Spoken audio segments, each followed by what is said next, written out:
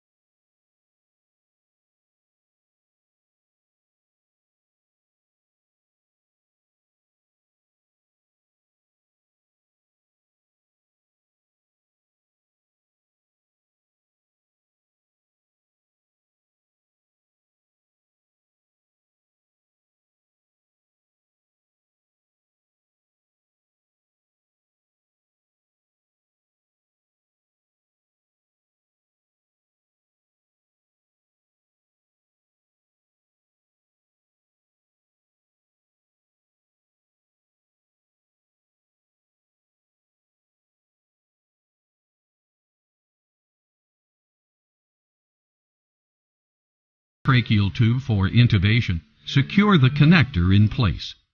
If you do not plan to use a stylet, you can bend the tube in the form of a circle. Although curving the tube is not mandatory, some practitioners recommend this step because it can facilitate tube placement through the vocal cords. If you choose to use a stylet, it should be lubricated with Surgilube and placed inside the endotracheal tube.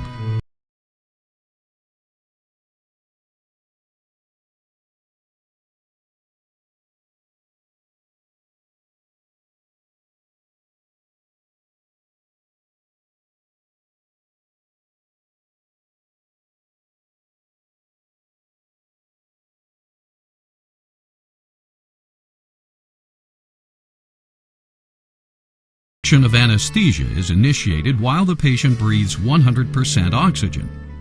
After ensuring that the patient can be successfully ventilated using a mask, you may proceed with the laryngoscopy. The patient should be placed in a supine position with his or her head resting on a foam pillow. Raise the table such that the patient's oral aperture is level with the physician's xiphoid cartilage.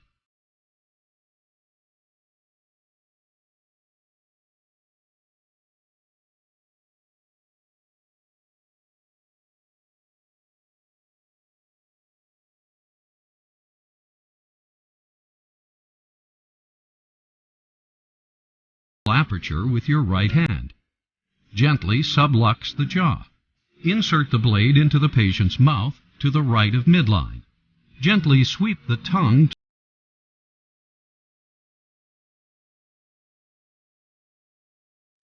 Advance the blade looking for the epiglottis and vallecula. When the tip of the blade enters the vallecula, use the handle to lift upward and outward, such that the blade handle points toward the ceiling corner. Visualize the glottic opening.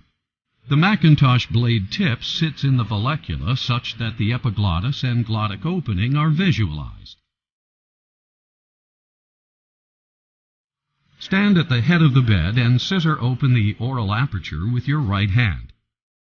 Grip the distal part of the blade handle in your left hand.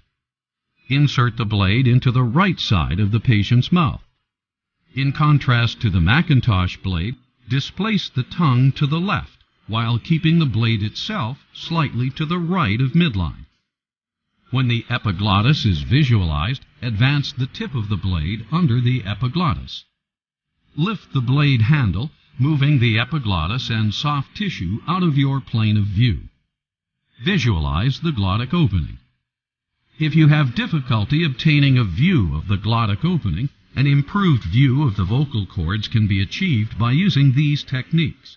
Exert backward, upward, and rightward posterior pressure on the thyroid cartilage. Exert posterior pressure on the cricoid cartilage. By placing 30 newtons or less of posterior pressure on the cricoid cartilage, the glottic opening will move into your line of view.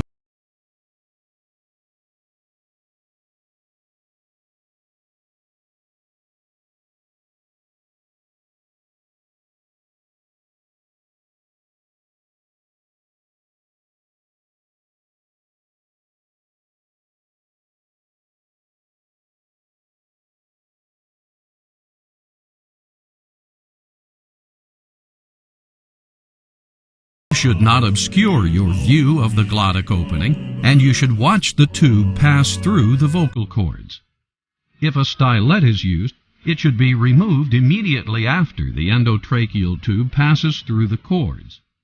Continue to insert the tube to a depth 2 centimeters above the carina. From an endoscopic viewpoint, you can appreciate the appropriate depth of the endotracheal tube in relation to the carina.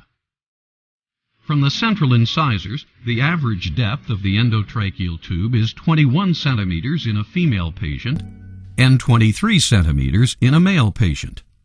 Carefully remove the blade, inflate the cuff of the endotracheal tube with a clean syringe using the minimum volume of air needed to prevent a leak. Connect the endotracheal tube to the breathing circuit. Provide a gentle breath with the reservoir bag, not to exceed 25 centimeters of water pressure. Confirm successful ventilation by watching for chest rise and auscultating the lungs bilaterally. Verify ventilation by checking the monitor for the presence of end-tidal carbon dioxide. Remove the dental guard and inspect the teeth for incidental damage. Secure the tube with tape. Fix the tape to the patient's cheek and upper lip around the endotracheal tube and again to the upper lip and opposite cheek.